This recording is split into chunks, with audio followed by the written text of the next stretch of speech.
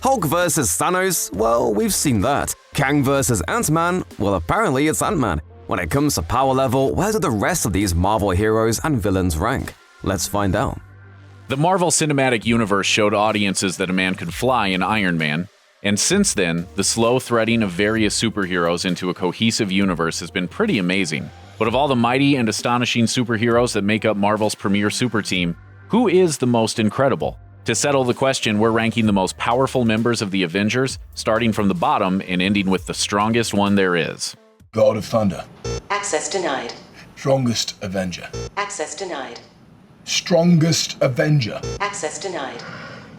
We'll start with the obvious loser on the team, the Avengers' arrogant archer Clint Barton, aka Hawkeye. He's supposedly a super spy on the level of Black Widow, but his defining moments in the movies involve him decidedly not stopping Thor from getting to his magic hammer, getting mind-controlled by Loki, almost being shot to death by Ultron, and completely failing to stop the Vision.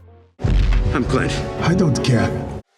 Believe it or not, there was a time when Quicksilver, the white-haired, on-again, off-again son of Magneto, was in two movies just a year apart from one another, X-Men Days of Future Past and Avengers Age of Ultron. It's certainly hard to believe since his appearance in Ultron is so bad that it's rocketed him down to the sad, lonely Hawkeye tier of our list. His power is super speed, which seems like it would keep him a bit higher on a list of most powerful superheroes in the MCU, though he may have sacrificed himself to save Hawkeye and a child. Dying because of regular bullets when you have super speed is just embarrassing. You didn't see that coming.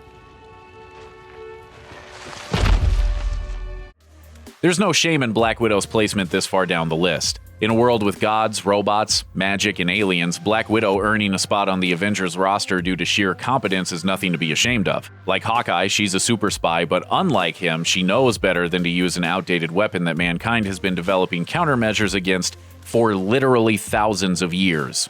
We're still friends, right? If this list were graded on charm and the strength of the supporting cast, Paul Rudd's Scott Lang would easily vault near the top. What? I want to know about that tip. Oh, baby time! It's so on right now. Unfortunately for the diminutive Dynamo, we are grading on sheer power, and Ant-Man's skills don't quite stack up. To be fair to the reformed con man, he did test out growing to a massive size in Civil War, but no one ever grows to a massive size to win a fight. Call it a byproduct of our obsession with David and Goliath stories. But generally, the only time a character gets bigger is to be satisfyingly knocked over like an AT-AT on Hoth. I got the van. It's nice. Yeah, right? Sam Wilson has both military training and the coolest flying technology that doesn't come with Stark branding. In fact, the only downside to the MCU Falcon is that they decided to go with a robotic drone version of his comics counterpart's faithful Red Wing. Sure, talking to birds like some sort of high-flying Aquaman isn't the greatest power, but we're getting to the superpowered side of the rankings, so he'd need something more to rank a bit higher. Don't say it. Don't you say it. Left. Come on! He might look like a teen exploring his identity at Hot Topic, but Buchanan Bucky Barnes, aka the Winter Soldier, is a force to be reckoned with. Tortured and mind-controlled by Hydra, he's been on so many secret assassination missions that his name is a legend in super spy circles. Add in a super strong and super flexible metal arm that can punch a hole through concrete, along with a version of the super soldier serum that powers Captain America, and the Winter Soldier is a formidable threat.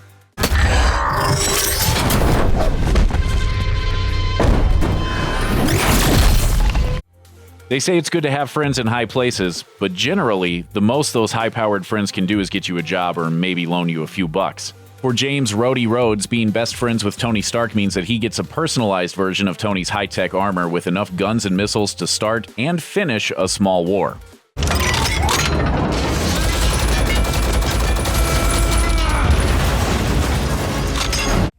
Smart, superpowered, and fitted out with Stark tech, Spider-Man's a late but powerful addition to the MCU. In his first appearance in the MCU in Civil War, he's able to disable Winter Soldier and Falcon, bring down a Giant Man, and even keep up with Captain America. That's a pretty strong opening for the young superhero. Spider Guy on YouTube, right? Call me Spider-Man! Okay, Spider-Man! Don't flip! Yeah! Captain America's the full package, and we're not just talking about actor Chris Evans. Steve Rogers has superpowers, fighting prowess, and an indestructible vibranium shield that's the closest thing to unbreakable that the MCU has. Plus, if we're counting raw charisma as a superpower, that's one more advantage for the Star-Spangled Avenger. Captain America. It's an honor. I'm shaking your hand too long. Wow, this is awesome. Captain America. On screen, he's handily beaten nearly every character on this list, whether in fistfights with Spider-Man or foot races against the Falcon. On your left. On my left. Got it. Iron Man is everyone's favorite genius, billionaire, playboy, philanthropist, and that's even before you get to the laser-blasting high-tech weaponry all wrapped up in a suit powered by tech more powerful than a nuclear reactor. And that's only in one suit. There are the dozens that he can control remotely, or the giant suit he built specifically to beat down the strongest thing in the world. While his lack of close combat experience might seem to drop him a bit lower, the ending of Civil War shows him fighting Captain America and the Winter Soldier to a standstill, even with a barely functioning suit, so he's more than earned his spot. Big man in a suit of armor. Take that off, what are you? Genius, billionaire, playboy, philanthropist. Tony Stark might be an eccentric rich genius in America who gets treated like a king, but he's not an actual king like the Black Panther, the ruler of Wakanda. Like Iron Man, he's got a technologically advanced suit, though in Black Panther's case, it's made of nigh-indestructible vibranium.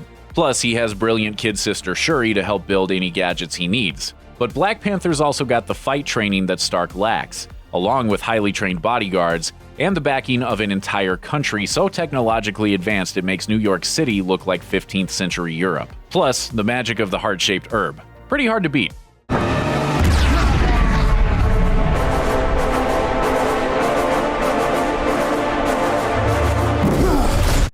In the comics, the Infinity Gems are the most powerful items in the universe, used in conjunction with the Infinity Gauntlet to wield complete control over basically everything. It's not a far stretch to say that the magical MacGuffins are incredibly powerful. The Vision, the android based on Tony Stark's Jarvis AI, has the Mind Stone embedded in his forehead, giving him the powers of density manipulation, intangibility, and laser blasts. Altogether, the combination of a brilliant AI, laser blasts, and energy derived from a fundamental power source of the entire Marvel Universe makes the Vision almost godlike.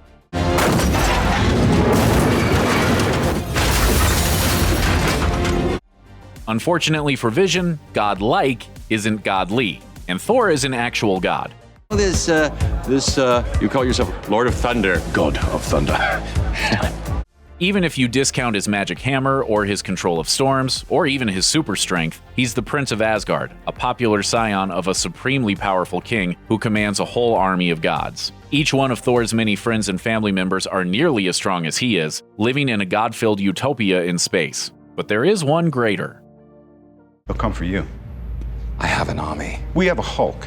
Bruce Banner's green alter ego has beaten basically everyone in the entire Marvel Universe a few different times, often in literally earth-shattering ways, and that's just in the comics. In the MCU, Hulk's personally beaten the tar out of Thor, Iron Man, Loki, the Abomination, and the entire US Army.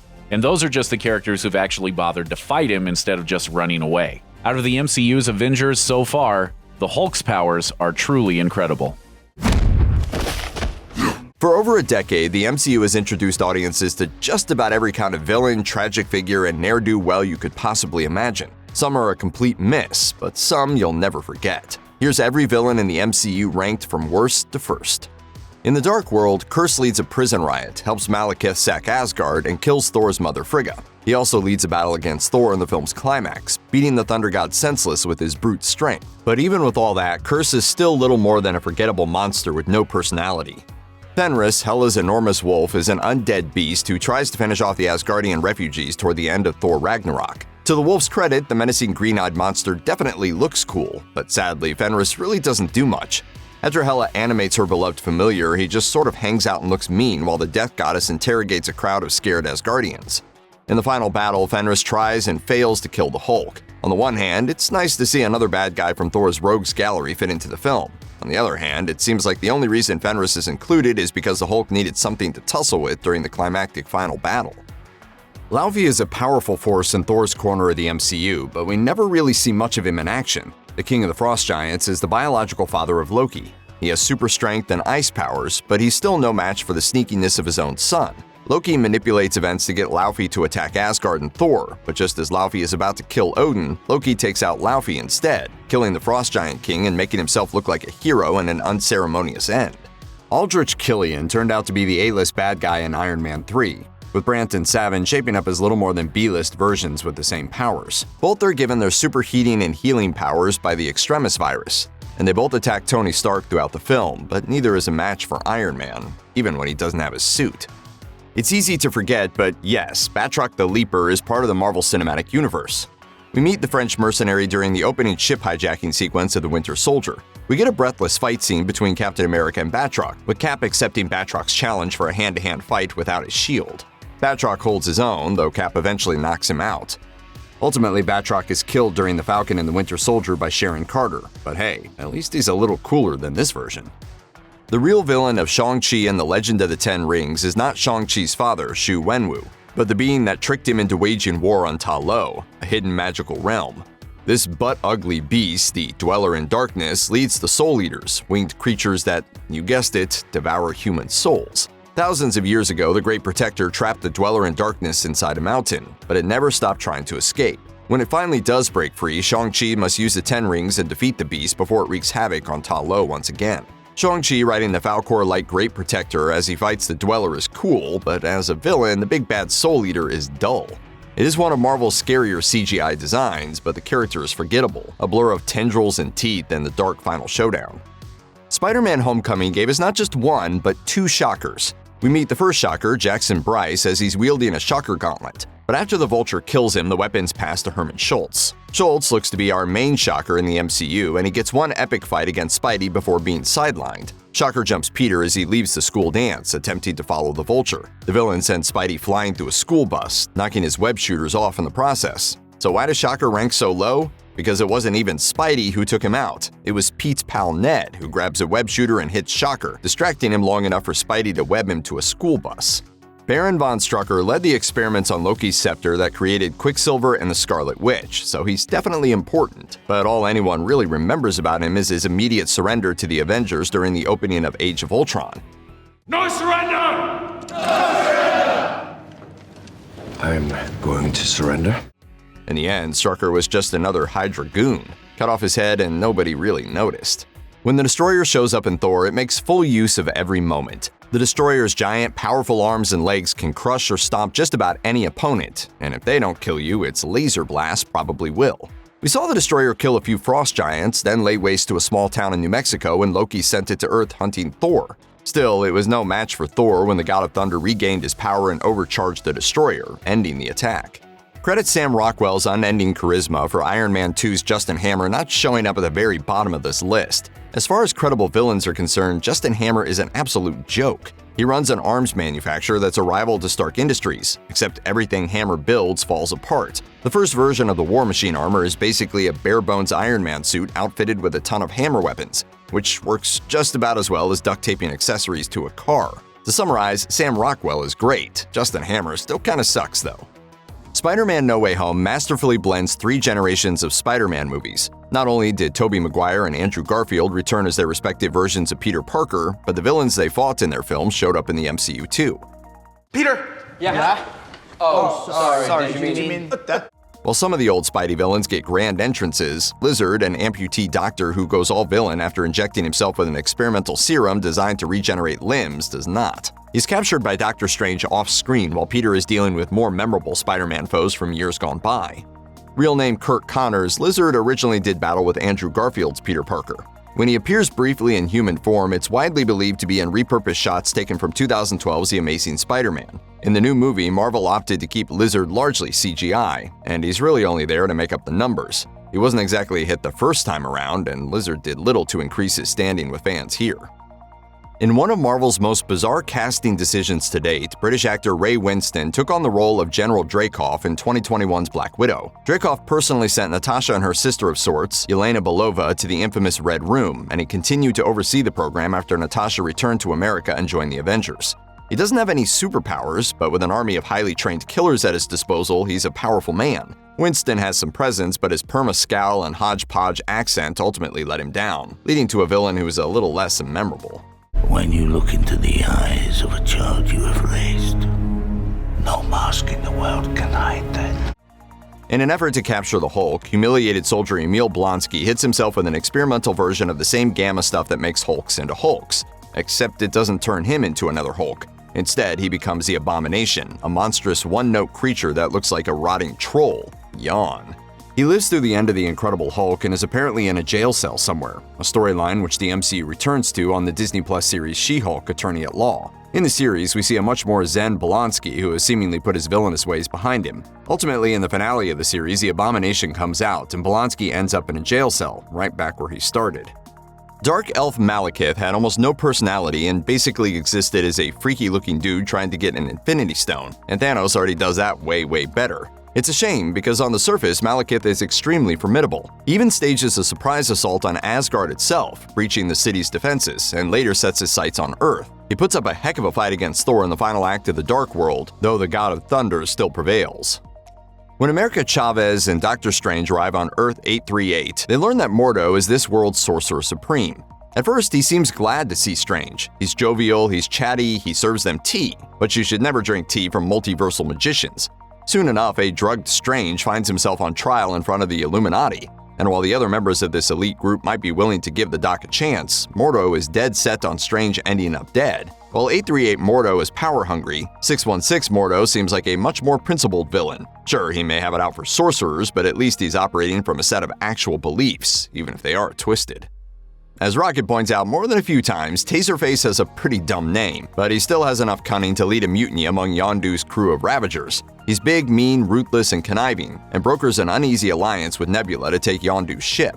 He isn't all that bright, but hey, those other 4 traits go a long way. For a while, anyway. Of course, the space pirate suffers quite the defeat, going up in a ball of flame while someone laughs at his stupid name. Crow is the leader of the Deviants, a race of near-immortals made by the all-powerful Celestials. He's had plenty of memorable moments in the comics, but Crow is reduced to a dime a dozen CGI beastie in the Eternals movie. He looks like a giant alien dog when he first emerges, and even though he begins to take on a humanoid form as he absorbs power from the Eternals, it's hard to take Crow seriously as a villain. When he meets his end at the hands of Angelina Jolie's Thena, it's not a moment too soon. Mickey Rourke's Whiplash was one of many problems in Iron Man 2, despite some admittedly awesome action scenes along the way. Whiplash never feels all that intimidating, at least after that epic attack at the Monaco Grand Prix. He's motivated by a vague, kinda boring backstory and teams up with Justin Hammer, who we've already established kinda sucks. And then there was that odd obsession with his bird. Adam Warlock is one of the most powerful villains in the MCU's whole history. He has super strength, flight, indestructibility, and almost every other superpower needed to kill off Marvel's plucky intergalactic heroes, the Guardians of the Galaxy. Fans first see Warlock when he interrupts the Guardians in an attempt to kidnap Rocket at the behest of the High Evolutionary. Warlock can easily defeat any member of the Guardians in a one-on-one battle, but when they work together, it's a different story. Warlock is clearly a powerful villain, but he lacks drive. Warlock's entire motivation appears to be pleasing his mother, who is attempting to court favor with the High Evolutionary to persuade him not to destroy their home planet. His lack of purpose essentially reduces him to a thug. Ultimately, Warlock realizes that he wasn't cut out to be a villain, and from the audience perspective, it's hard to disagree. Thomas Hayden Church made his debut as Marvel's Flint Marko in 2007's Spider-Man 3, but popped up again in Spider-Man No Way Home. The trouble is, Marko's story was pretty well wrapped up in Sam Raimi's third Spider-Man flick, making him something of a spare part when he pops up in the MCU. He helps Peter when he first shows up, but of course that doesn't last. Marko gets talked into turning on the hero. Ultimately, Sandman feels like a token presence in a film packed with multiple heroes and villains.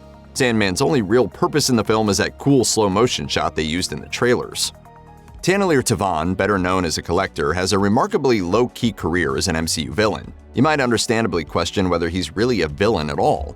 Look carefully and you can see that he's pretty darn evil. As early as his first appearance in a Thor the Dark World mid-credits scene, we learn that one of his goals is to collect all of the Infinity Stones, but probably just for bragging rights, not conquering the universe. But a closer look at his expansive collection reveals a whole lot of unwilling prisoners. We're fairly certain that if the Collector were ever given a more active role in the MCU, he'd earn a higher spot on this list. There's something intriguing about the way he's been on the periphery of the narrative's most cataclysmic events. Mystery surrounds Tavan, including the mystery of whether or not he's still alive.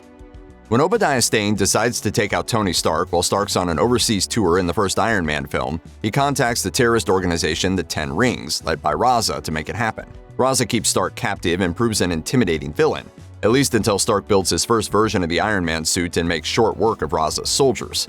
Raza was savvy enough to survive, and he tracked down stray bits of Stark's armor and tried to cut another deal with Stane. The problem? Stain was more savvy than Raza and used a sonic taser to paralyze him and kill his men. Despite his unceremonious ending, Raza is still technically the first villain we meet in the Marvel Cinematic Universe, and a throwback to the simple days of the MCU. Korath has a small but memorable role in Guardians of the Galaxy, which provided one of the most memorable moments from the movie's opening scenes. Hey, you know what? There's another name you might know me by. Star-Lord. Who? Star-Lord, man. Though Star-Lord gets the better of him, Korath still puts up a heck of a fight. He also manages to reacquire the Infinity Stone along with Nebula, which sets up Ronan the Accuser's near-world-ending attack on Xandar. Without Korath, Ronan would never have had the Infinity Stone to begin with, so he certainly served a purpose. He even holds his own against Drax the Destroyer for a while, at least until Drax rips out the cybernetic implant in his head, killing him. Hey, at least he went out fighting. Andy Serkis actually does an extremely entertaining job with Ulysses Klaue in both Age of Ultron as well as Black Panther, which gives us a believable version of the Klaue we knew from the comics and cartoons, a character who still has the potential to come back after his death as a dude made of sound waves. Hopefully the MCU will resurrect this classic comics B-lister for future supervillainous action. Walton Goggins is a genuine delight every time he shows up on screen, and his appearance in Ant-Man and the Wasp is no exception. Sure, Sonny Burch doesn't do much compared to the likes of Killmonger or Thanos, but he might be one of the MCU's most comic booky villains ever. As a dealer in illicit technology, Burch is a character that, like the Vulture, operates on the fringes of a universe filled with magic hammers and alien technology.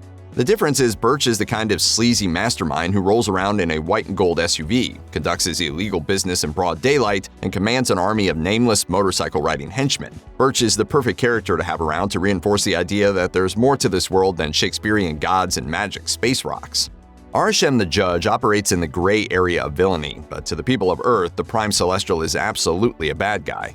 This ancient being is said to have created the first sun, bringing light, warmth, and therefore life into the universe. Creating new life is Arishem's thing, but the big bad of Eternals doesn't mind losing a few lives in the process. The end of one life, Cersei, is the beginning of another. In Eternals, we discover that a celestial seed was planted in Earth's core long ago. If said celestial breaks through Earth's crust, it will kill the planet and everything on it. Of course, Arishem expects the Eternals to fulfill their true purpose and usher in Earth's doom, but they've grown quite fond of the planet and its inhabitants over the millennia.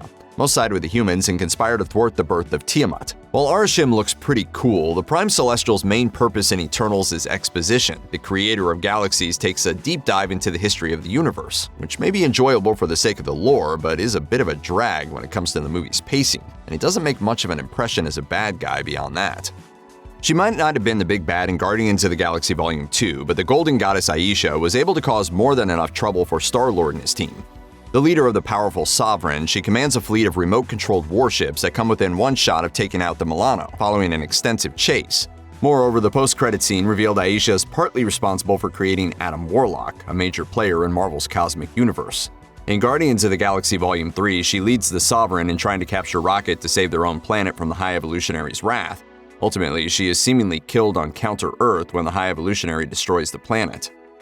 The Chitauri basically served as cannon fodder against Earth's mightiest heroes in the final hour of the Avengers. Even still, they are a massive alien army, led by those positively terrifying gigantic dragon ships that tore through Manhattan. Their eventual humiliation notwithstanding, the Chitauri were more than formidable enough to push the Avengers to the brink in their first big-screen team-up. And when they returned for their big final battle in Endgame, their only strength seems to be in numbers, and they were defeated just as easily. In Captain America: The First Avenger, Arnim Zola's appearance is basically just an Easter egg. In Winter Soldier, however, the setup of having Zola around for the first movie pays off in a cool way. He might not be a robot with a camera for a head and his face on a giant TV screen built into his guts like in the comics, but what Winter Soldier's big reveal lacks in robot bodies, it more than makes up for by making him genuinely creepy. Ant-Man and the Wasp's superpowered villain Ghost has a lot going for her. Visually, her flickering and phasing through objects is some of the coolest looking stuff we've seen in the MCU. It's even better in the fight scenes. The shrinking and growing stuff is fun, but pitting that stuff against a completely different set of powers makes for some pretty compelling action. Since she seemingly reforms at the end of the film, we're obviously meant to like her. She has a sympathetic backstory as a victim of Hank Pym's egotistical past. But at the same time, we're also supposed to like Hank, so his part in Ghost's backstory still involves him ultimately being right. None of this is too surprising. Marvel is full of bad guys doing the wrong thing for the right reasons, but it does feel pretty clear that Ghost was shoehorned into Ant-Man and the Wasp, rather than building her more organically. Still, the effects are great, and Hannah John Common's performance captures Ava's understandable bitterness and desperation effectively. Scorpion is a pretty big deal in the comics, but in Spider-Man Homecoming, not so much. His most notable actions are complete failures, first when an arms deal is interrupted by Spider-Man, and then later when he tries to get the Sinister Six going in prison before being shut down by the Vulture. Basically, he's just there to make Adrian Toomes look cooler by comparison. And when you're not as cool as the Vulture, it's safe to say you screwed up pretty bad somewhere along the way. Anyone familiar with Marvel Comics knew some kind of villainous turn was coming for Mordo and Doctor Strange. While he spends most of the film as Strange's ally, the angry sorcerer abandons his allies after Strange makes his bargain with Dormammu. After the credits, we see Mordo become the nemesis he's long been in the comics, declaring there are too many sorcerers in the world. 616 Mordo doesn't make an appearance in Doctor Strange in the Multiverse of Madness, but he's bound to pop up again in a possible future Doctor Strange sequel. Plus, he's played by Chiwetel Ejiofor. The Oscar-nominated actor is not only a superb performer, but he's particularly great in villainous roles. As far as secondary muscle villains go, Namora and Attuma are pretty solid bad guys. We dig their look. Blue-skinned Mesoamerican warriors wearing water masks to help them breathe on the surface world. And perhaps for the first time in MCU history, the Dora Milaje find themselves equaled and occasionally outmatched by these two foes. While these lower-level villains are definitely outshone by their king, we have to give them props for being so fierce and terrifying when they're looking to crack some skulls.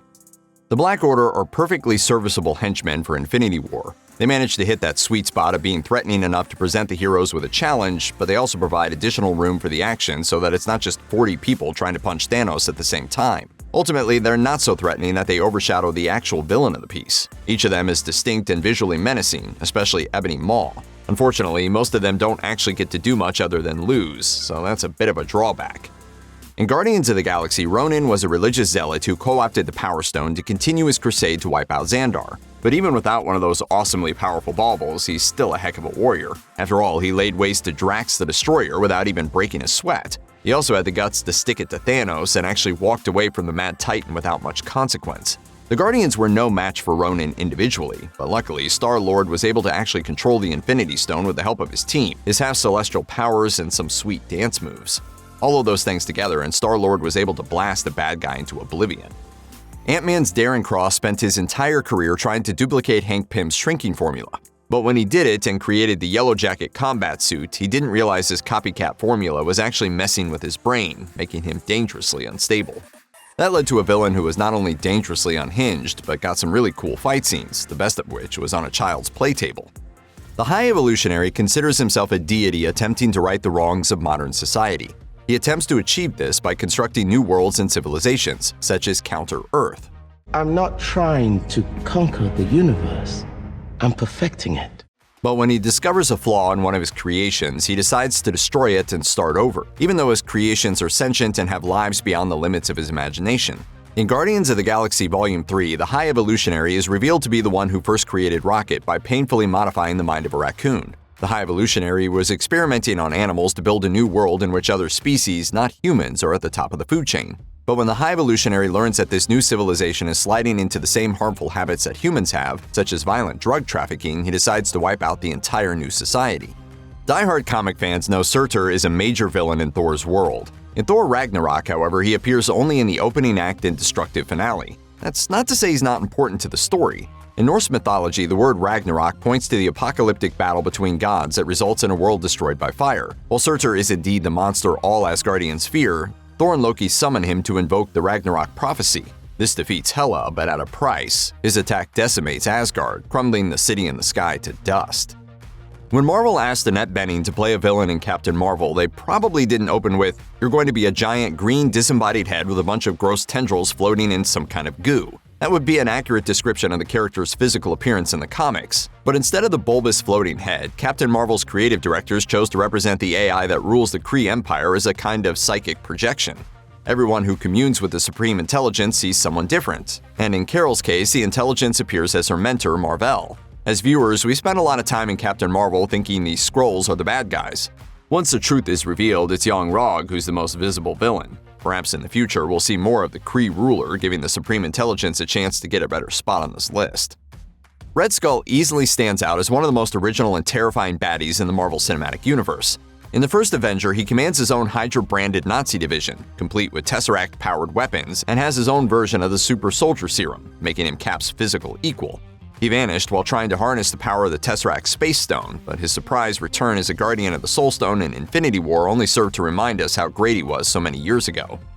He might have just been a disciple of Dormammu, but Caecilius was plenty intimidating in his own right. A highly trained sorcerer who went rogue, left the Ancient One's order to try and take out the masters of the mystic arts, and nearly succeeded. In Doctor Strange, Caecilius manages to destroy 2 sanctums, put the Ancient One's forces on the ropes, and shows his prowess with magic in a few excellent fight sequences. Luckily, a quick-thinking Strange manages to turn the tables and win the day. The Tinkerer is exactly the kind of character that the MCU needed, for the same reason that he was exactly the kind of character that the comics needed, someone who builds all the gadgets the bad guys use to fight the good guys. He's certainly not the focus of Spider-Man Homecoming, but Phineas Mason is a kind of quiet bad guy who makes the MCU feel just a bit more real. Every great ruler needs someone beside them to carry their melting stick. In Thor Ragnarok, that job goes to Topaz, the sadistic and unforgiving right-hand woman to the Grand Master, and she's a perfect match for her eccentric boss. While he delights in his games and acquisitions, Topaz stands ready nearby with his instrument of torture, always eager for the Grandmaster to melt people. Unfortunately for the Grandmaster, Topaz does not survive Ragnarok and crashes while chasing Bruce Banner, Thor, and Valkyrie during their escape from Sakaar. Topaz's service to Grandmaster is clearly not forgotten. In one of Marvel's shorts, we see that the Grandmaster has built a modest shrine to his former assistant in his new Los Angeles apartment. Of all the impressive things about Spider-Man Homecoming, one of the most notable is just how many characters the film pulled in from the comics. And the best minor villain appearance by far is absolutely Aaron Davis, known in the comics as the Prowler. In the film, he's hilariously and thoroughly unimpressed by Peter Parker's enhanced interrogation. What happened to your voice? What do you mean, what happened to my voice? I heard you by the bridge. I know what a girl sound like. I'm not a girl, I'm a boy. I mean, I'm a man. It's one of the best comedic scenes in the entire MCU, but what really makes it special is Davis's mention of his nephew. As comics readers know, Davis's nephew is Miles Morales, who eventually takes the name of Spider-Man. As far as villainy goes, Davis doesn't accomplish much beyond a failed arms deal. Hinting at a future of the MCU that includes Miles, though, that's awesome. Throughout Doctor Strange and the Multiverse of Madness, Scarlet Witch sends out quite a few demons to do her bidding, but the monster who makes the biggest impact is without a doubt Gargantos. Based on the comic book villain Shuma Gorath, Gargantos is a tentacled beast that's out to kidnap America Chavez and drag her back to Wanda Maximoff. Unlike some generic MCU monsters, Gargantos is instantly memorable, with its slimy limbs and giant eye, and Gargantos is quite the imposing foe, as it takes the combined forces of Doctor Strange, Wong, and America to ultimately bring the creature down. Sure, the Ravagers aren't all villains. At the end of Guardians of the Galaxy, plenty of them sacrifice themselves to save Xandar, but in the sequel, we see a darker side of these mercenaries. When Taserface takes over Yondu's Ravagers, everyone still loyal to Yondu is rewarded by being ejected into space as their former comrades laugh and wave. Most of them are also more than happy to abuse poor baby Groot, and of all the survivors, only Kraglin refrains from trying to kill Yondu, Rocket, and Groot as they escape. As villains, the Ravagers don't accomplish a lot, and without someone like Yondu or Nebula supporting them, they don't provide much of a challenge to the heroes. But while they may be cannon fodder, they still give us all a lot of laughs. Their well-deserved beatings provide some of the most fun sequences in Guardians of the Galaxy Volume 2. Brock Rumlow started out as a member of Captain America's strike team in Winter Soldier, eventually revealing himself as a Hydra agent when the attempted takeover began. He managed to survive and resurface during the opening fights in Civil War, where he went toe-to-toe with both Cap and Black Widow, before blowing himself up in the event that ended up driving the Avengers apart. For a villain, that's a pretty good way to go out. Dormammu is one of the biggest villains in Marvel Comics, and surprisingly, the MCU actually kept the extremely powerful ruler of the Dark Dimension relatively close to his comics counterpart. Doctor Strange's trip to the Dark Dimension was practically a Steve Ditko panel brought to life. Dormammu is so powerful that Doctor Strange had no chance of hurting him, so he had to outsmart him to save the world, trapping the villain in a time loop where Dormammu killed him over and over until he was forced to bargain for his freedom. It makes for one of the most clever finales in all of the MCU and lands Dormammu high on our list of favorites. Death Dealer is a skilled warrior loyal to Shang-Chi's father. When his boss ordered him to train his son, he became the most brutal teacher you could imagine.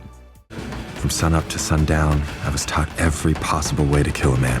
His history with the hero and his eye-catching costume made Death Dealer one of Marvel's more interesting villains of recent memory. But the character wouldn't have worked so well if it wasn't for the high-flying performance of a relative unknown named Andy Lay.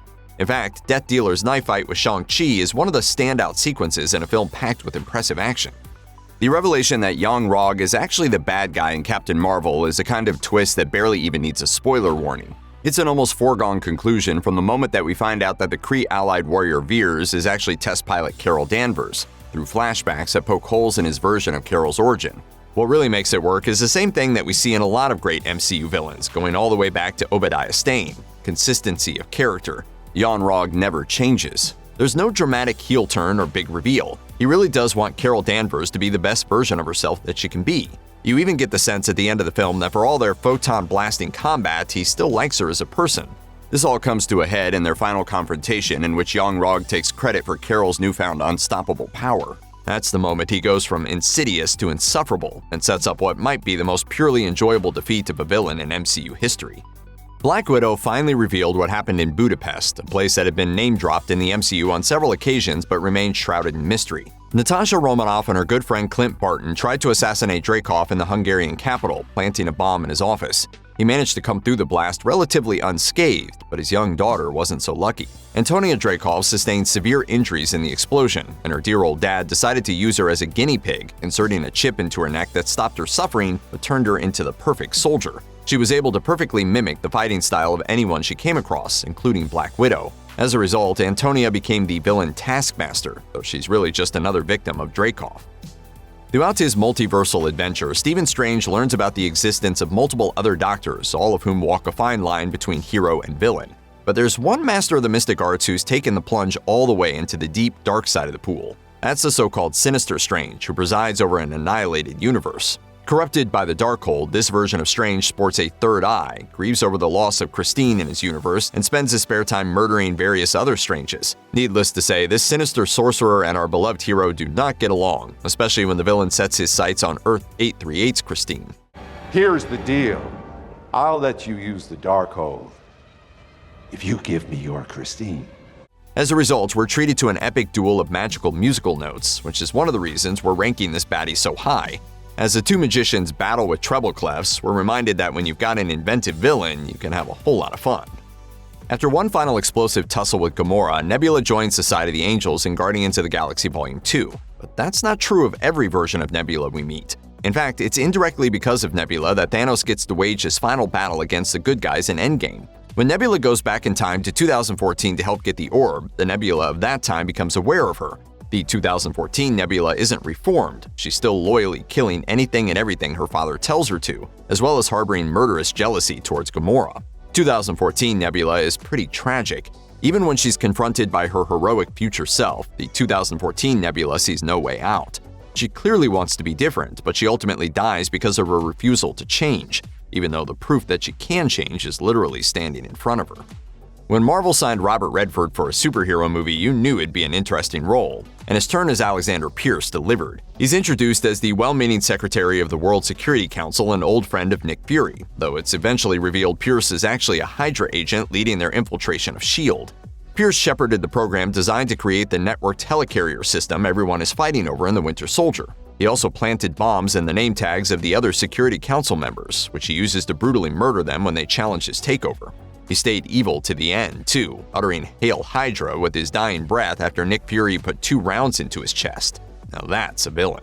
Hail Hydra. Jamie Foxx was one of the first former Spider-Man villains to confirm that he was reprising his role in the MCU, even revealing that he would have an all-new look for Spider-Man No Way Home.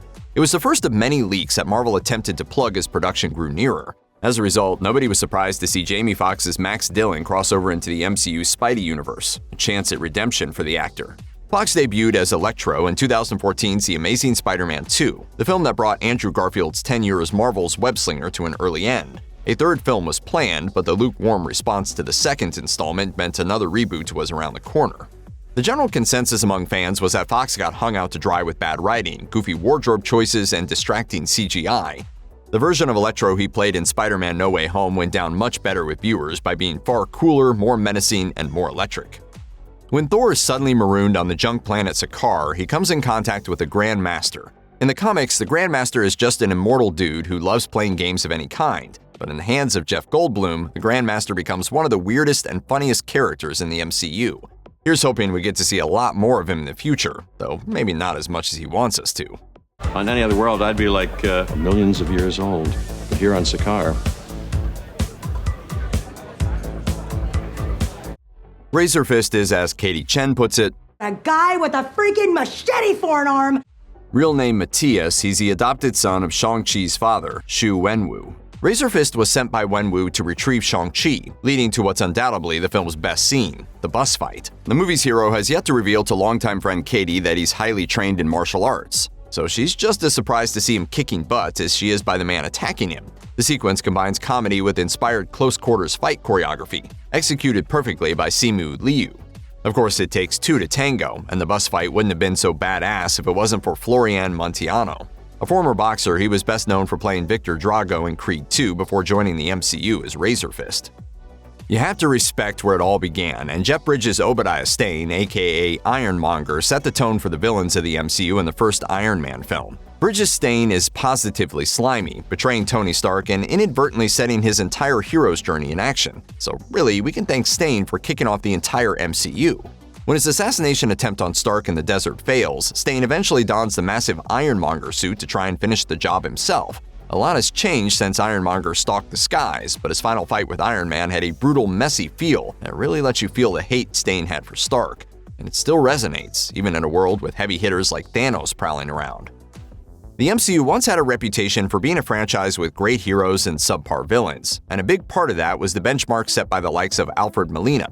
The Brit raised the bar for on-screen supervillainy with his turn as Otto Octavius, aka Dr. Octopus or simply Doc Ock, in 2004's Spider-Man 2. A brilliant scientist and inventor, Octavius became a villain when the AI mechanical limbs he created fused with his nervous system during an accident in the lab. When Doc Ock arrives in Spider-Man No Way Home, he's the first of the multiverse-hopping villains to show up on screen, and he still has a bone to pick with Spider-Man.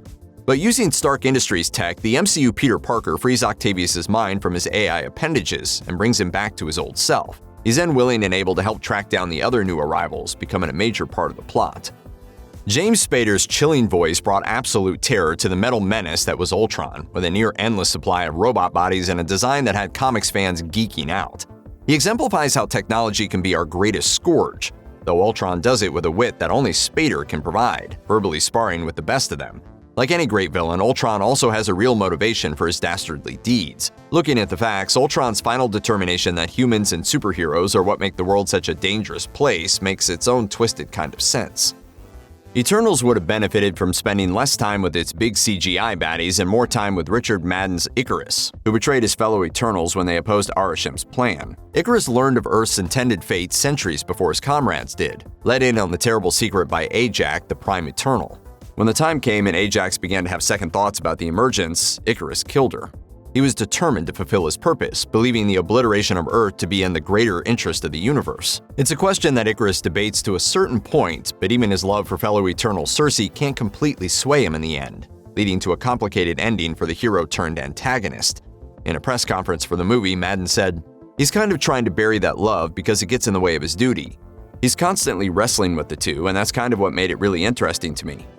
Iron Man 3 is one of the most polarizing movies in the Marvel Cinematic Universe, featuring an epic fake-out that reveals Guy Pearce's Aldrich Killian is actually the villain behind a mysterious rash of bombings and terrorist attacks sweeping the globe. His secret weapon? Extremis, a versatile technology that first showed up in the Iron Man comics and is reimagined here as a way to superheat one's body and literally regrow limbs. Killian's particular skill set makes for one of the most technically ambitious fight scenes in the MCU. It's sometimes hard to believe any villain can truly go toe-to-toe with Tony Stark, but Killian made a heck of a run. Generally speaking, the very best Marvel villains are the ones with sympathetic backstories, and they don't get much more sympathetic than the tragic tale of Gore the God Butcher. A disciple of the god Rapu, Gore loses his faith after the death of his daughter, especially once he discovers that Rapu doesn't care about his loss.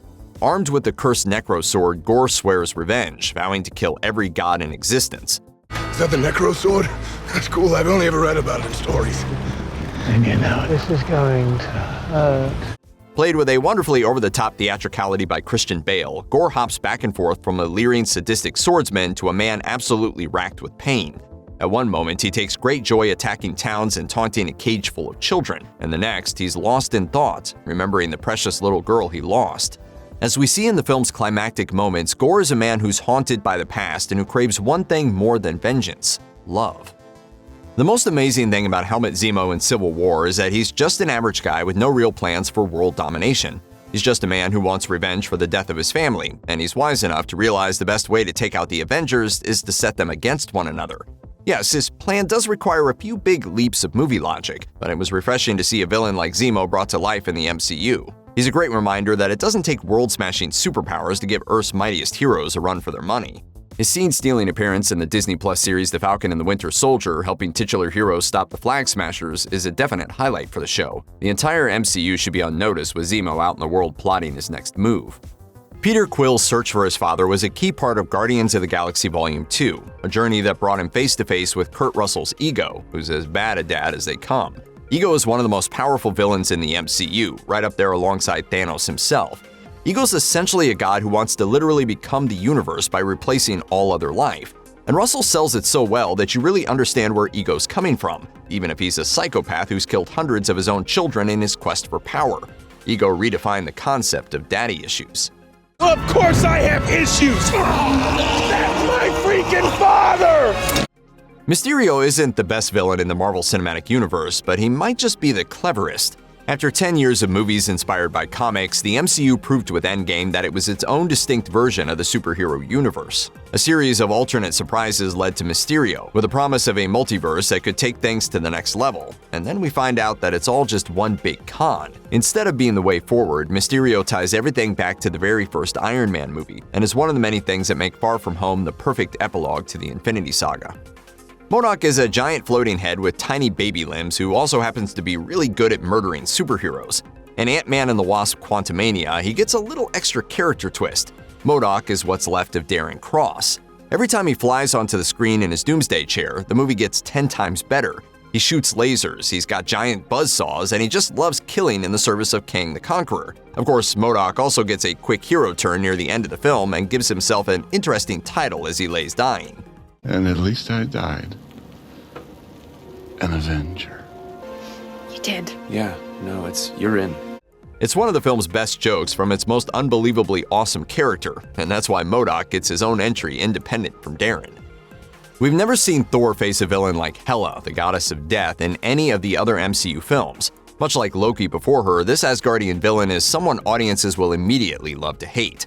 As soon as Odin passes away, Hela appears to the brothers and presents her plan to take her rightful place on Asgard's throne. To prove her point, she easily crushes Thor's hammer. The truth is eventually revealed that Hela once acted as Odin's executioner, leading the Asgardian army to victory over all 9 realms. This secret history elevates Hela to epic villain status. Banished by his variants to the quantum realm, Kang has spent his spare time building a new empire. With his genius intellect and superpowered suit, Kang is an unstoppable force, only prevented from expanding his empire thanks to Janet Van Dyne's quick thinking and Scott Lang's decision to sacrifice his future for the greater good. Kang seems to exist outside of time as we know it. He's seen the future and all the horrors it brings, and he's killed the Avengers countless times across the multiverse. When you can't distinguish Ant-Man from Thor because you've butchered them both so easily and so many times, that's a sign of a bad dude right there. Xu Wenwu is one of Marvel's best on-screen villains to date. He's a near-mythical figure who went by many names during his unnaturally long life, which was given to him by the 10 Rings. He conquered lands and spread his influence, but when he turned his attention to Ta Lo, he fell in love with the gatekeeper to the Hidden Realm. It's because we can sympathize with Wenwu that he's such a memorable villain. Tony Leung Chiu-ai is fantastic in the role, not only in his action sequences but in dramatic moments too. When the Dweller in Darkness breaks free and Wenwu realizes he's been tricked, the look he gives his son says 1,000 words. When the creature sucks out his soul moments later, we're actually sad to see him go. It's an intense yet dignified performance from Leung Chiu-ai. In the midst of great tragedy, Namor created the underwater kingdom of Talokan, an empire that rivals the surface world of Wakanda. Namor deeply cares about his people, and his goal is to keep them safe at all costs. However, while the Aquatic King is filled with a genuine love for his citizens, it's matched by his hatred for the nations above. Namor is a big believer in preemptive war, and if he has to kill Riri Williams, flood Wakanda, or drown Queen Ramonda to protect his world, he will. Ultimately, Namor is the perfect foil for Princess Shuri. Just as she's grieving the loss of her family, facing the encroachment of other countries, and figuring out how to protect her people, Namor is grappling with the same issues. It's how they ultimately deal with those problems that sets him apart as hero and villain. Before he fought alongside Captain America and the Falcon during Civil War and beyond, Bucky Barnes was a zombified super assassin under the control of Hydra, and he killed countless people across multiple decades. It's not something Bucky likes talking about, but nevertheless, his Winter Soldier persona is one of the scariest characters in the Marvel Cinematic Universe. With a cybernetic arm, a propensity for knife fighting, and sniper abilities that rival Hawkeye's, Bucky's alter ego was a force to be reckoned with in Captain America the Winter Soldier. He nearly killed Nick Fury, he went toe-to-toe with Steve Rogers in a savage street fight, and he almost beat his best friend to death, only pulling his punches after Steve jogged his memory and brought Bucky back. It's rare to see MCU good guys join the dark side, but that's exactly what happens to Wanda Maximoff in Doctor Strange in the Multiverse of Madness. After the events of WandaVision, where she lost her family but found the evil, corruptive Darkhold, Wanda has broken bad. She's hell-bent on murdering America Chavez, stealing her multiverse hopping powers, and finding a world where she can be with her boys, Billy and Tommy. Granted, Wanda is a sympathetic villain. She's lost everyone, and what parent wouldn't do anything to see their kids again? At the same time, the unwillingness to let go of her grief is Wanda's ultimate downfall, turning her into the truly terrifying Scarlet Witch. In a universe of world-destroying monsters, the Vulture is decidedly street-level in his approach, but that's exactly what makes him work. The film's writers tweaked his backstory to make Adrian Toomes the father of Peter Parker's teenage crush in Spider-Man: Homecoming, and he takes the girlfriend's angry dad trope to a whole new level. The effects team also did an amazing job with his armor and appearance, with the Vulture looking positively terrifying and inhuman when he's stalking his prey. Eric Killmonger essentially has a superhero's origin. His father is killed in front of him, his royal heritage is denied to him, and he uses those tragedies to motivate a relentless dedication, training himself to the peak of his abilities before seeking vengeance. That setup is a whole lot closer to Batman than it is to Ultron. When you add in the fact that Killmonger specifically wants to address a continuing history of racism, it's hard not to admit that he makes some pretty good points. Even if he's right, though, his goal is dominance rather than leadership, which makes him a true ideological opponent for T'Challa. It's one of the things that makes their final battle, in which they're both in nearly identical Black Panther costumes, so good. They're reflections of each other, both committed to fight for their ideals without compromising who they are. There's a reason Marvel Studios chose to use Loki as an ongoing villain for the Avengers. He's one of the most compelling, calculated, and charismatic villains ever. Tom Hiddleston is so good at being bad that Marvel opted to keep him around long after his bid for supremacy was foiled at the hands of Earth's mightiest heroes. He's still no match for the Hulk.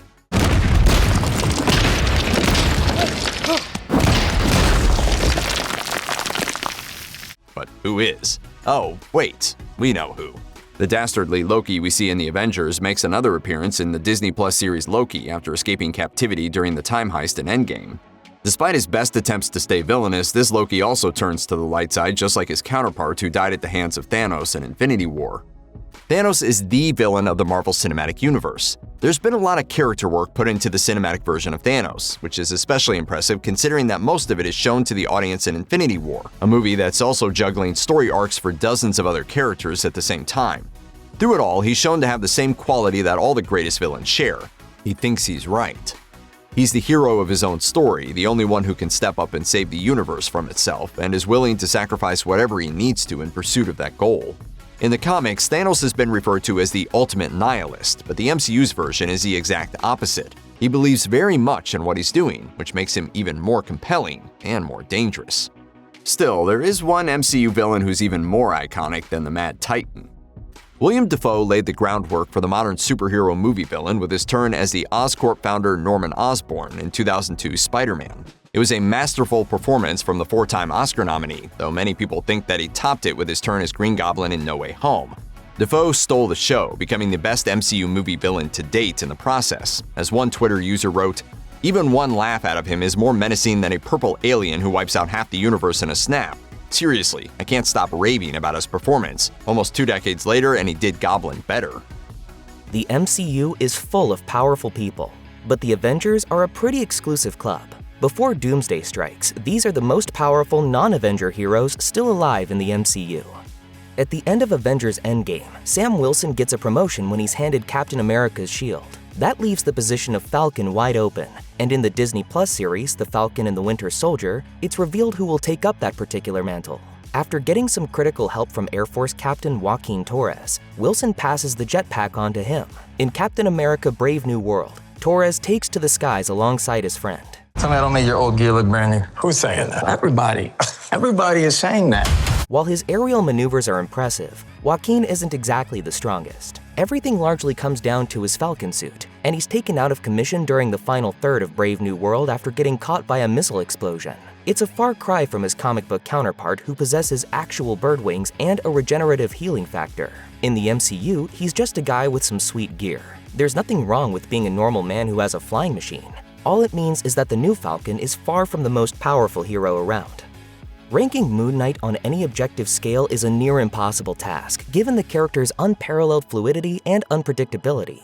It's a task you would have to be deranged to take on, like the character himself at so many points. What sets Moon Knight a cut above so many of his peers is his potential. His many traits that seem at first to be limitations are the very reasons why he's an almost limitless force for good. Due to his dissociative identity disorder, Moon Knight's real identity is really three, at least so far: Mark Spector, Stephen Grant, and Jake Lockley. Their constant jockeying for control pulls the hero in multiple directions, but it also gives him access to three unique skill sets and moral compasses. Moon Knight's servitude to the deity Khonshu as his avatar can be restrictive when the god flexes his superhuman will, making the hero offers he sometimes literally can't refuse. Thankfully, that melts away whenever his true capabilities come to the surface. I have to finish this. If not, I'll never be free. Maya Lopez, also known as Echo, is another Marvel character whose skill set in the MCU doesn't tally with the comics. In fact, Echo's Disney Plus miniseries changed her powers quite significantly, which left a few fans furious. In Marvel Comics, she can copy her opponent's moves, which may have been seen as too similar to that of Taskmaster and Black Widow. As it stands, she's still a force to be reckoned with as a master martial artist. Kingpin even compliments her on her fighting after her match with Daredevil, noting that she did better against him than most. Maya's most intriguing power is the one that's probably the hardest to define. In the finale of Echo, she accesses Kingpin's trauma and heals him. It's a powerful act that's in line with Maya pursuing less violent methods to subdue any opponents, but how much good did it really do? She may have gotten him to leave her alone momentarily, but it's unclear how much trauma she actually healed if Kingpin continues acting nefarious as New York City mayor in Daredevil Born Again. We'll just have to wait and see more of Echo in the future. Inspired and later mentored by one of the less popular Avengers, Kate Bishop is an archery whiz who took up the art after she watched Hawkeye save countless lives during the Battle of New York. She's dynamite with a bow, and she's even more formidable when she has access to some of Clint Barton's special toys, like his famous trick arrows. Judging by the ending of the Marvels, it seems as though Kate will end up being a member of the Young Avengers. She has plenty of other skills to bring to the team that don't involve shooting things, like her martial arts training. She's able to take on various members of the Tracksuit Mafia as well as Maya Lopez, who should have just as much training as Kate, if not more. Granted, Kate struggles a bit during her fight with Yelena Belova, but battling any widow without having superpowers is a tall order. Clint Barton's apprentice has all the makings of a strong leader, although she still has a ways to go before she can be considered an Avengers-level hero. Being a hero isn't just for people who can fly or shoot lasers out of their hands. It's for anyone who is brave enough to do what's right. Though she's one of the newest and youngest additions to the Marvel Cinematic Universe, Kamala Khan is also one of its brightest stars. Not only is the hero known as Ms. Marvel a fan favorite in the comics with a history of teaming up with practically every hero under the sun, but she's also been established in the MCU as a part of something far greater than herself. Kamala hasn't had the opportunity to join the Avengers, but she does have an important link with one of the group's most powerful members. She and Carol Danvers, along with Monica Rambeau, are roped into becoming a team of three in the Marvels after they become quantum entangled. But even when you disregard Khan's personal and power-related connections to the nigh almighty Captain Marvel, the young heroine is a force to be reckoned with. In her series, Ms. Marvel, Khan demonstrates the exceptionally versatile ability to manipulate hard light, allowing her to conjure essentially anything she can imagine from thin air. Though the extent of her creations has thus far been simple shields, platforms, and giant fists, anything is possible with Khan's hard light power. Her apparently mutant-generated ability to change size and shape at will is another impressive tool in Khan's stylish red belt. When it comes to new MCU heroes and their inevitable comparisons to those of the past, there can be some dramatically big shoes to fill. In the case of Riri Williams, also known as Ironheart, the shoes she's looking to fill are actually boots, and they're pretty famously made of iron, or rather a gold titanium alloy. Inspired by Iron Man Tony Stark, Williams has a lot on her plate if she's going to live up to the legacy of humanity's savior. A true genius in the fields of robotics, electrical engineering, aeronautics, and at least a dozen other major sciences, she's dragged into the MCU after the CIA's use of a vibranium detector she created angers the kingdom of Talokan and its leader, Namor. A device that Williams built for a school project ends up destabilizing multiple nations. Using her advanced intellect, Williams decides that the solution to her problem is to build a mechanical suit and fight alongside the people of Wakanda. The Ironheart armor seems every bit as powerful as the Iron Man armor, suggesting that Williams' intelligence is every bit as advanced as Stark's. The sky is the limit for one of the MCU's most promising up-and-comers.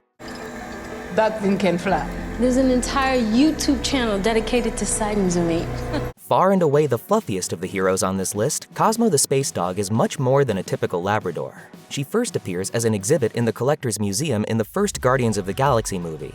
But by the time the holiday special comes around, she's part of the team. The powerful pup gets to use her powers for good in Guardians of the Galaxy Volume 3, in which she utilizes a powerful form of telekinesis to fight alongside her comrades. That said, there's only so much psionic energy Cosmo can exert. During the ending of Guardians 3, Cosmo creates an airtight tunnel between Arete Labs and Nowhere, but it takes a heavy toll on her. Mantis strengthens her powers to help her rescue as many people as possible, but it's clear that Cosmo's powers have their limits. Regardless, she's fiercely loyal to her teammates and eventually becomes a member of the new Guardians lineup.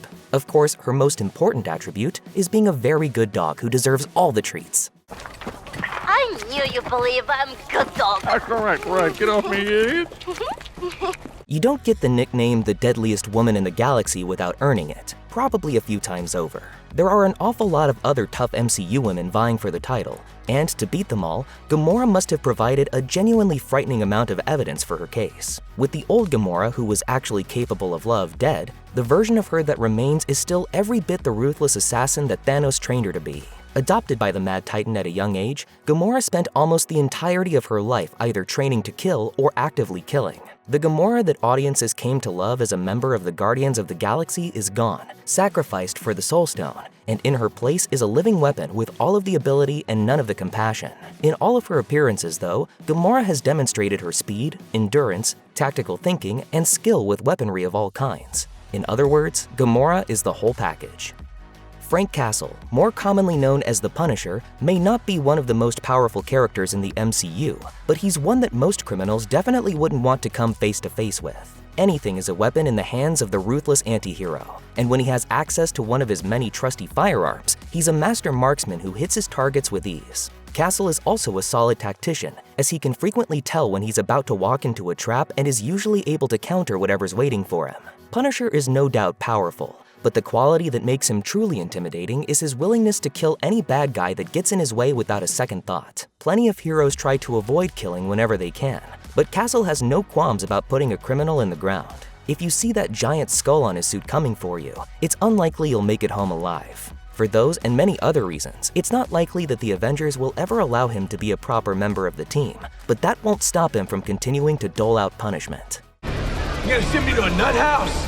Some doctor they're gonna get me to stop from doing what I want to do? Well, that ain't happening! Not on my watch! If Frank Castle is a wrecking ball, lawyer/superhero Matt Murdock is a precision knife. Daredevil is far more nimble in the way he handles hordes of bad guys, mostly because he adheres to a strict no-killing code, at least most of the time. There's a dark side to him that villains would do best to avoid, as seen in Daredevil Born Again when he throws Bullseye off a roof. Whether he's in control of his emotions or not, Daredevil is an immensely skilled fighter, aided greatly by his heightened senses. His blindness doesn't hold him back in the slightest, as his enhanced hearing allows him to detect enemies coming from far away. It even helps him in his legal career, as he can even sense changes in people's heart rates to figure out when they're lying.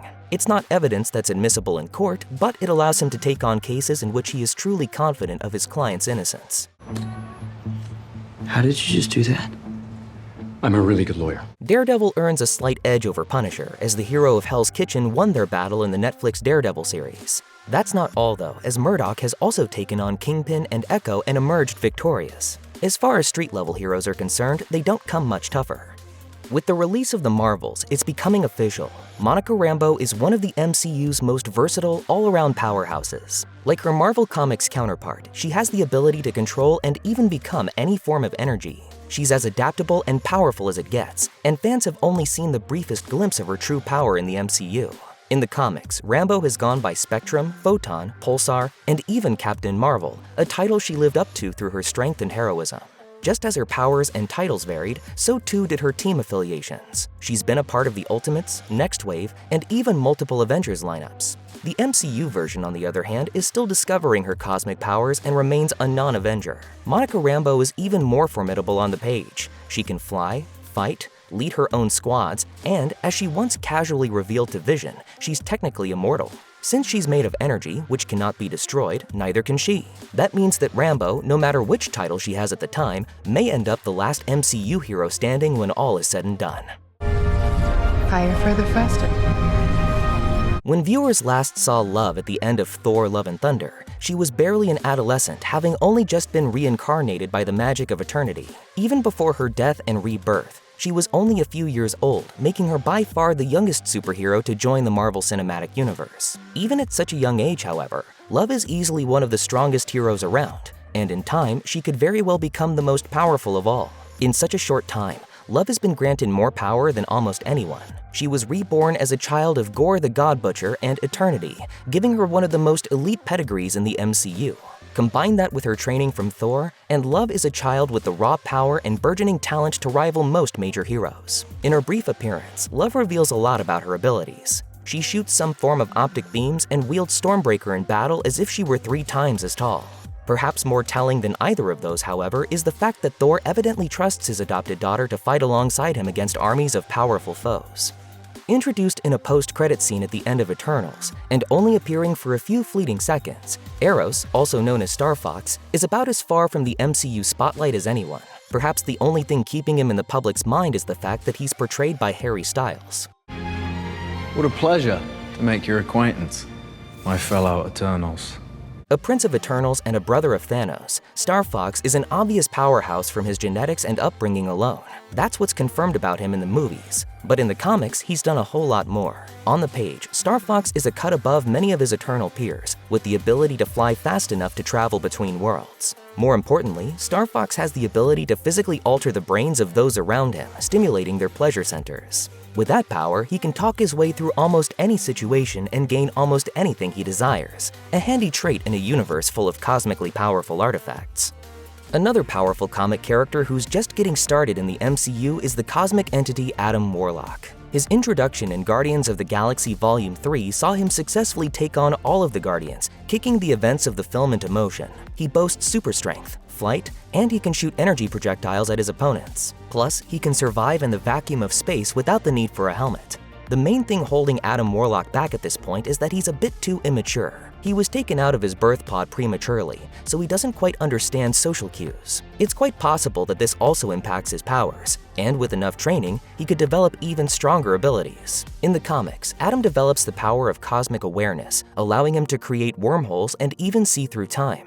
The MCU's Adam hasn't gotten that far, but now that he's fighting on the side of good as a member of the new Guardians team, maybe he'll mature and tap into some other impressive powers. It takes a uniquely potent skill set to bring Doctor Strange and the Scarlet Witch to blows, and only America Chavez has that power. Specifically, the young heroine has the ability to punch star-shaped holes through the multiverse, an ability almost entirely unique and of infinite value. Imagine stepping through a portal onto a world with plentiful doomsday weapons with which to arm yourself, a world full of eager superheroes ready to follow you back through and aid you, or a world full of cosmic rays which can turn you into the next Captain Marvel. Everyone besides Chavez can only imagine such feats, but they're entirely within her grasp. She could have probably beaten Thanos with ease by sending him through a portal into a deadly universe from which he'll never return. As silly as it may sound to play the what-if game when trying to accurately compare abilities, the very nature of Chavez's powers make what-ifs her reality. That's why America Chavez is one of the most powerful MCU heroes. Avenger or not, she's utterly unlimited. It's a classic story, one told again and again throughout history. A peerless warrior defeats a great enemy and ascends to the throne, only to find that the crown doesn't suit them quite as well as the blade did. Unfortunately for Valkyrie, she's another warrior cursed with royalty, and it's keeping Marvel fans from seeing the true extent of her godly power unleashed. Her story has been almost nothing but alternating tragedy and bureaucracy thus far in the MCU, and it's kept that power hidden for almost the entire time. I miss fighting. I miss my sisters. That said, there's a reason Thor wanted to be a Valkyrie when he grew up, just as there's a reason the Valkyries are still remembered as some of the fiercest warriors in the universe. Valkyrie is a fearsome fighter, whether she's bounty hunting on Sakaar or taking on Thanos' army. Both on foot and in the air, she's the last thing many bad guys ever see.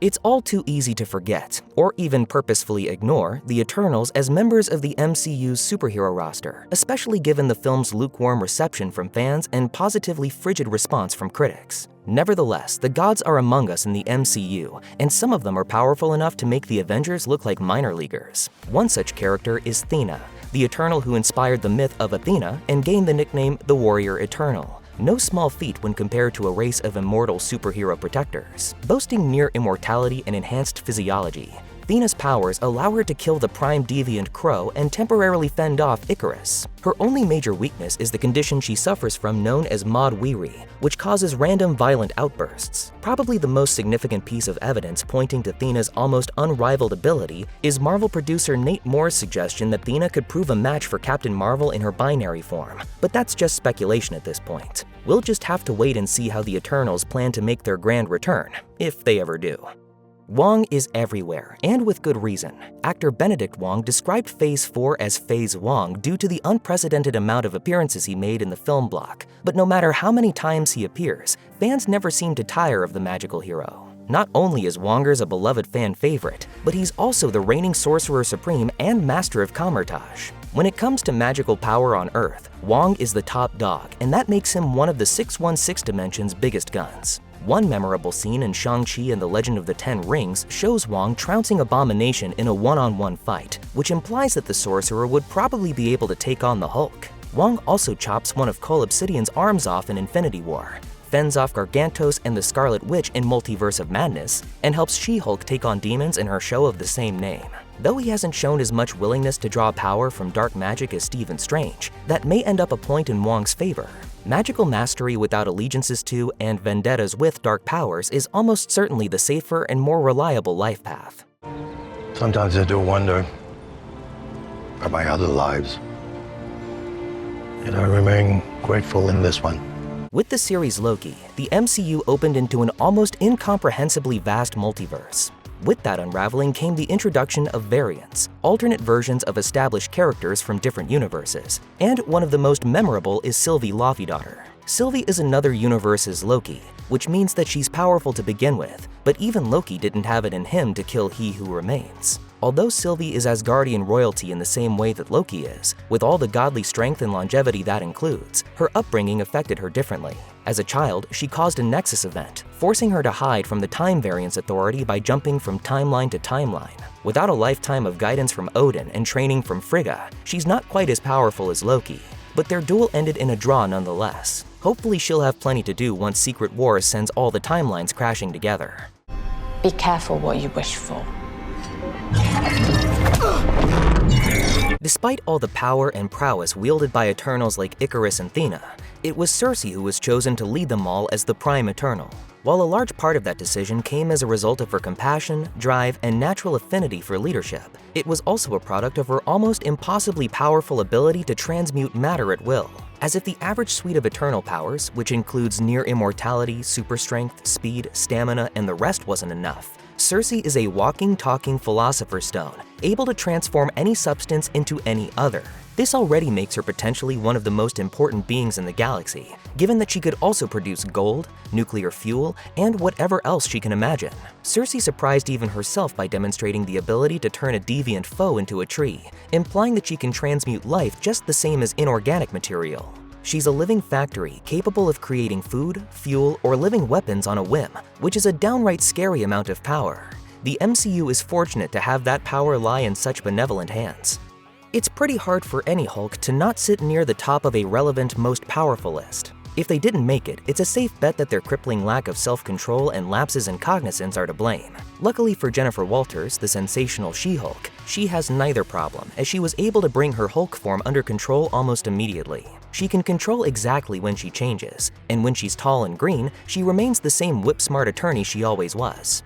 Jennifer's combination of strength and intellect means she's one of the MCU's best and brightest. She-Hulk's comic book counterpart is one of the strongest heroes around, and her MCU version isn't far behind. When trained by her cousin Bruce Banner, she was able to match and even outdo him in a number of superhuman tasks in rapid form.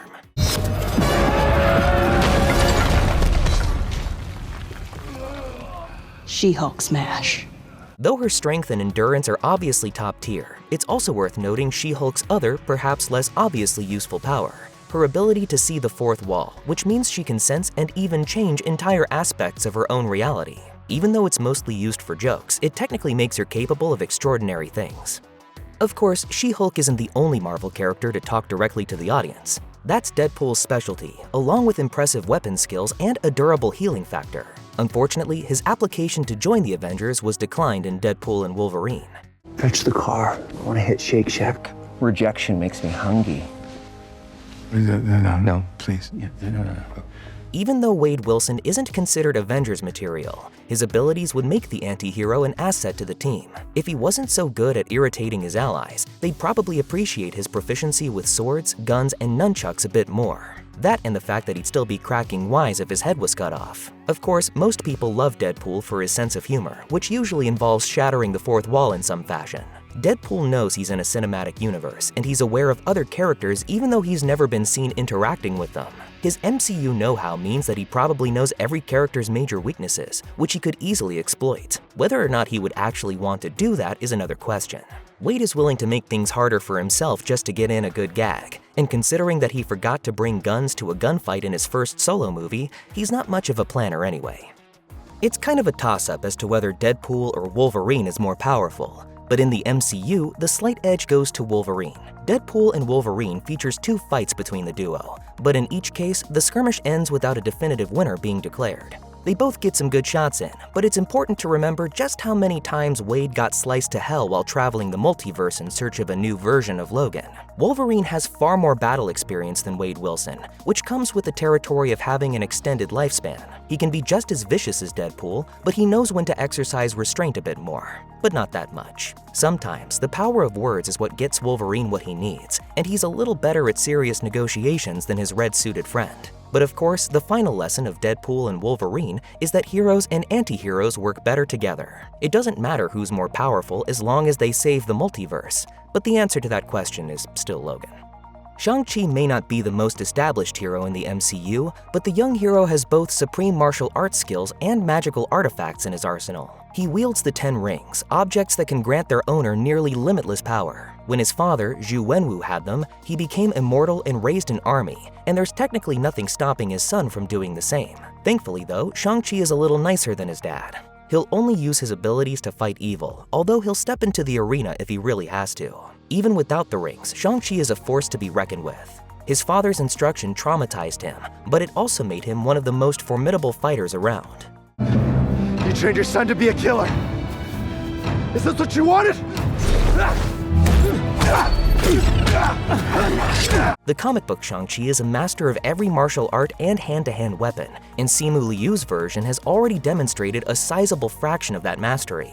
With added time, he'll almost certainly demonstrate more. When Shang-Chi does finally join the Avengers, they'll be very fortunate to have him around.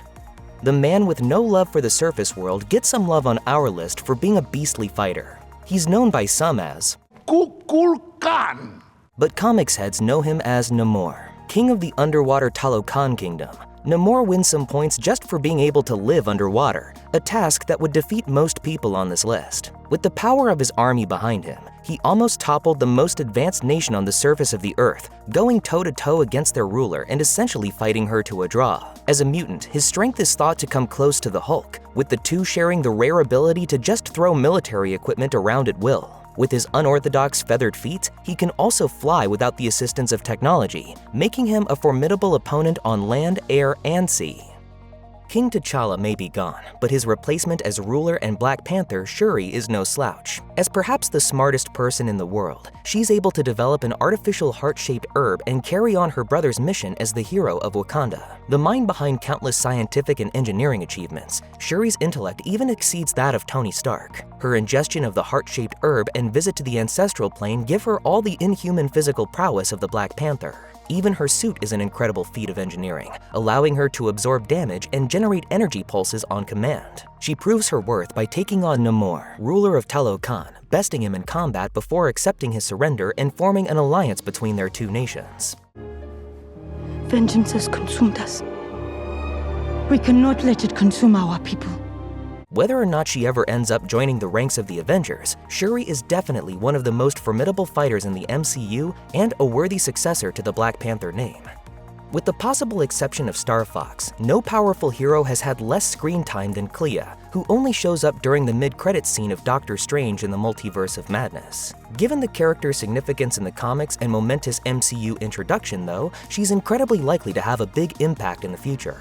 For those unfamiliar with the comics, Clea is the Sorcerer Supreme of Earth, succeeding Strange after his death. Unlike Strange, she's not merely a human with a knowledge of magic. She's actually half Faltine, a race of beings made of pure magic, whose most famous exemplar, besides Clea, is the Dread Dormammu himself. That's no coincidence either, as the Dark Lord is actually Clea's uncle. Also unlike Strange, her dual heritage has enabled her to act as the Sorcerer Supreme for both Earth and the Dark Dimension, and that double duty isn't a job that just anyone can maintain. As a sorcerer, she's almost as learned and practiced as Strange, if not more so. Her future in the MCU is still unknown, but one thing is for sure, it won't be boring.